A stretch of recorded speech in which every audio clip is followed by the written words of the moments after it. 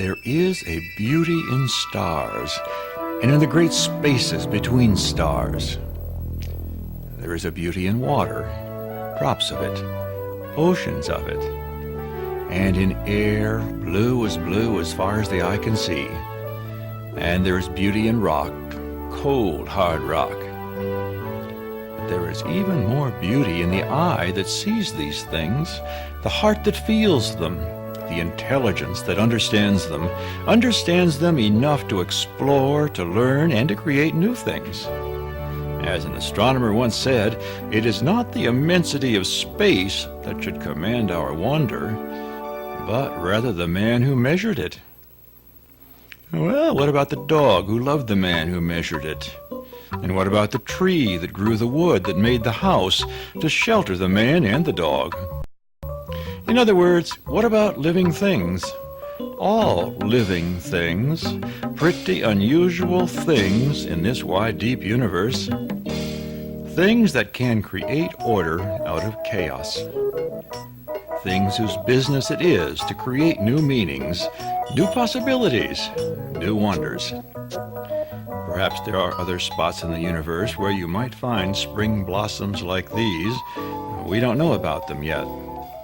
As far as we do know for sure, only Spaceship Earth has such a rich combination of living things. Like these zebras and wildebeests migrating across an African plain. Or like these tropical fish in a Caribbean coral reef. Or these alligators in a slow-moving Florida river. Or this hawk soaring over a rocky hilltop in Illinois. Lions and leopards, water buffalo and eagles, deer and giraffe, and lowly moss and lichen that can live on bare rock, pondweeds and trout, lobsters and sharks, apple trees in spring blossom, maple trees in summer glory, and of course we haven't even begun to call the roll of this modern Noah's Ark. For what about the millions, billions and billions of bacteria, molds, and other microscopic living creatures that live in every handful of soil and every drop of pond water. Now, in many ways, these microscopic living things are the most important passengers of all on Spaceship Earth. Without them, the plants and animals we see around us would never have evolved on Earth in the past and could not exist on Earth today. Today, all of us together do live on Spaceship Earth.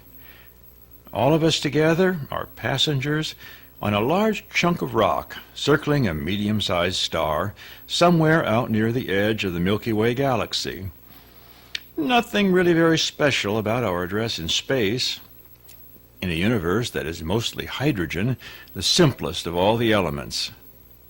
The very thin cloud of hydrogen that fills what we call space is dotted occasionally by a denser concentration of hydrogen and a few other simple atoms, and we call this denser concentration a star. Well, there are billions and billions of these stars. Once in a very great while, we might find a lonely spaceship, not unlike Earth, orbiting one of these stars, a planet like Earth able to use the light of one of these stars to produce a few simple, chaotically careening, buzzing, booming atoms, and to change them into things like this, and this, and this, and this, or this. Yes, living things have done these last things too. Human living things. Let's take a closer look now. What does it mean to be a living thing? Or is thing the right word? Perhaps we should say, what does it mean to be a living event? Buckminster Fuller said of himself, I seem to be a verb. This makes sense. Life is not a thing. Life is the living, the process, the event. What is this living event all about? Here is one way of putting it. To be living means to create order out of chaos, to reverse entropy. What does entropy mean? It means chaos, disorder, the way your room is after you haven't straightened it up for a week. Everything all mixed up, a random bumping and thumping of atoms. Living events move in the opposite direction, cleaning up the mess, making the random bumping and thumping of atoms turn into something neat and workable and lovely. Quite a trick, you'll have to admit.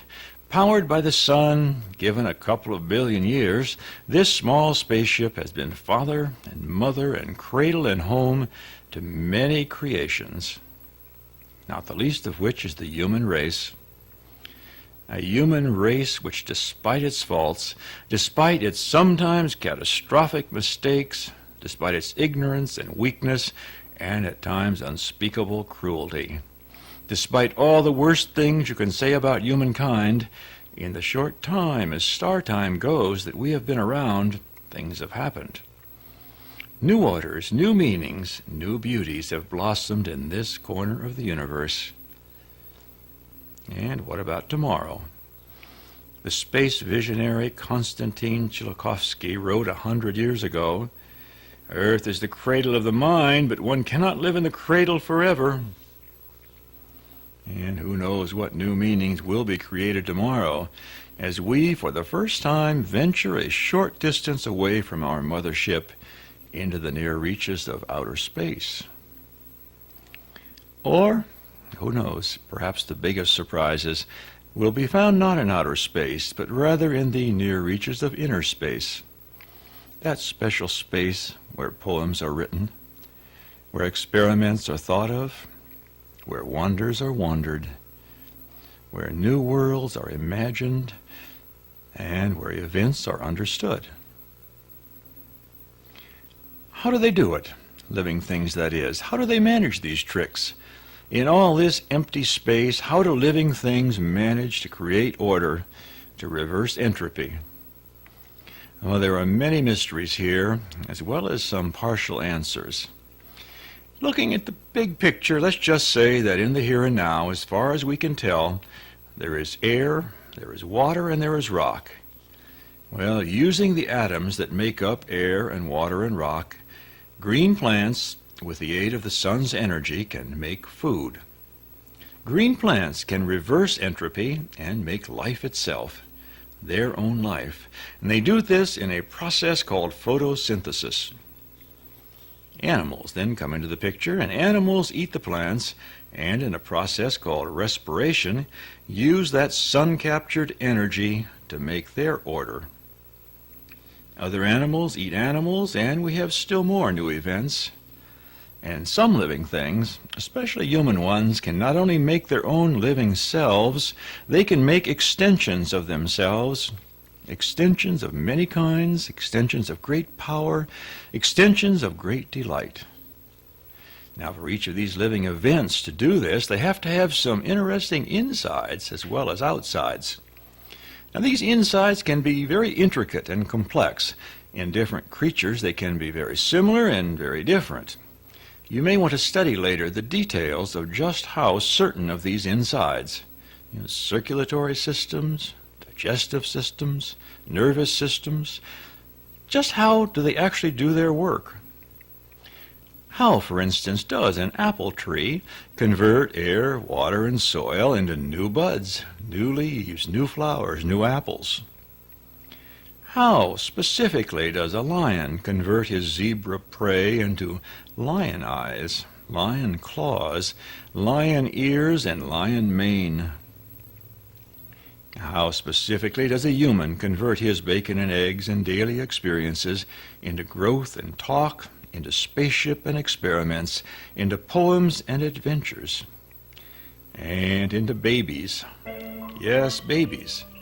No matter how good living things are at creating new events, whether these events are apples, lions, spaceships, or poems, living things die. Luckily, they have found a way to get around this, or else the adventure of life on this spaceship Earth would long ago have come to an end. They get around death by having babies. More living things, just like themselves. Correction, not just like themselves, a little different, just a little different. And from that little difference comes in time big differences. From amoebas to whales, from insects to humans, the amazing variety of life on this small spaceship has all come out of these small differences of parent to child, multiplied over many millions of years. Scientists call this process of change over long periods of Earth time evolution. Who knows what differences are yet to come? A small step for man, a giant step for mankind. What new meanings will we create for ourselves, for our spaceship, and for its passengers in the years and in the millennia to come?